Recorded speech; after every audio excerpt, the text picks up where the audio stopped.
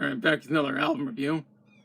Today's the grand finale for my Pantera review marathon because today I'll be reviewing Reinventing the Steel.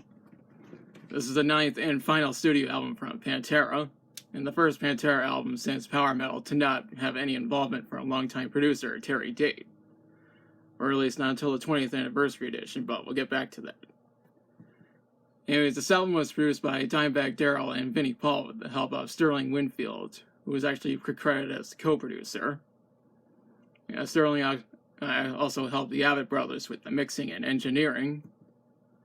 He would later work with Damage Plan and Hell Yeah, but that's a different story. Howie Weinberg did the mastering. The album was recorded between 1999 and 2000 at Jason Studios.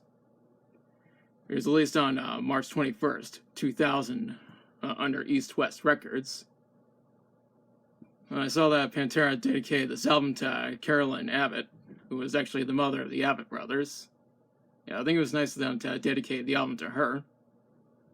Also, I read that the album's lyrics were primarily about the band itself, but we'll get back to that when we discuss the songs. First, let's talk about the cover. It's actually done by Scott Kaliva, who was a friend of Phil Anselmo. He took the photo at Phil's house during a party where one guy decided to jump through a bonfire holding a bottle of Wild Turkey Bourbon whiskey. Though the bottle is blurred out so you can't see the label. Anyways, let's talk about the songs. The album starts with Hellbound. Right out the gate, the song is heavy as shit, and is in the realms of both groove metal and thrash metal. It's also the shortest song on the album at 2 minutes and 41 seconds long. I personally think this song is badass and starts the album off very well. Up next is Goddamn Electric.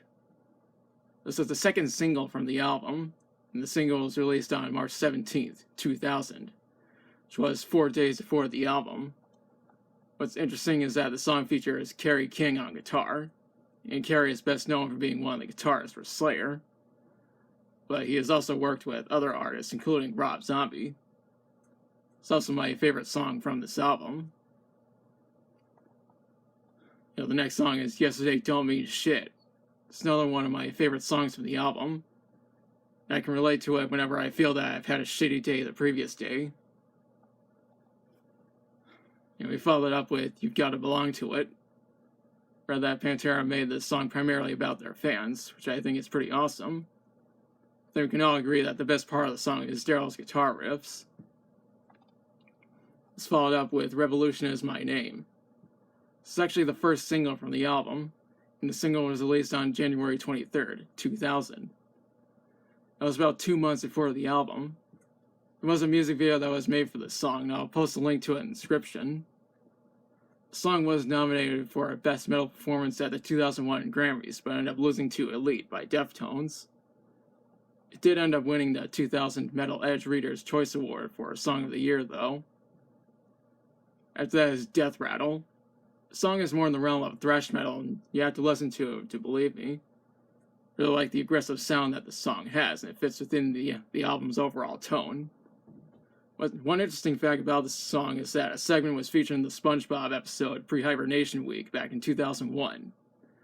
And when you have a kids show that features a Pantera song, then you know you're doing something right. In fact, I actually lost track of the number of times I saw that episode.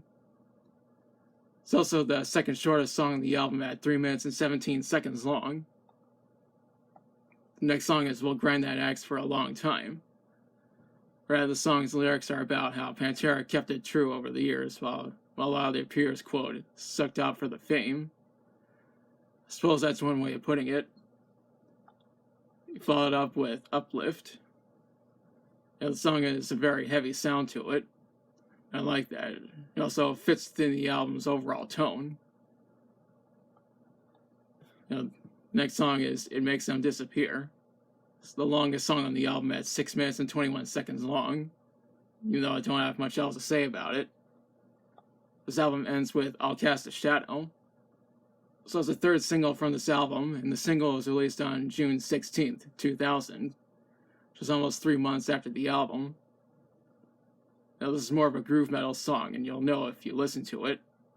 Read that Metal Hammer ranked this as number 43 on their list of the top 50 best Pantera songs, which I think is pretty awesome. One thing I need to mention is that the Japanese version of this album features a bonus track, which is a cover of the song Hole in the Sky by Black Sabbath. The song was released as a single on November 21st, 2000, but only in Japan. Now, as you can see, my copy does not have that cover on it. Now, October of 2020 was when the 20th anniversary edition of this album was released, and it has 3 discs. Disc 1 has the Terry Date mixes of the songs. Disc 2 has remastered versions of the songs, along with radio edit versions of Goddamn Electric, Revolution Is My Name, and I'll Cast a Shadow. Disc 3 has the songs Avoid the Light and Immortally Insane, which were released on a few soundtracks previously. There's also a cover of the song Cat Scratch Fever, even though Motorhead covered the song back in '92. And I think these covers are way better than the original version. And Pantera's cover of Hole in the Sky is also on the disc, along with a song called Electric Funeral, which was previously on the compilation album Nativity in Black 2, a tribute to Black Sabbath. Of course, it's another Black Sabbath cover. The rest of the songs on disc 3 are just instrumental versions of the songs that are on the regular version of the album. From what I read is that this album peaked at number 4 on the Billboard 200, and is later certified gold by the RIAA. I also read that the album received mixed to positive reviews from critics, though most of the reviews were positive from what I've seen. As for my opinion on it, I think this is a really good album overall. It may not be Pantera's best album, but I do enjoy it for what it is.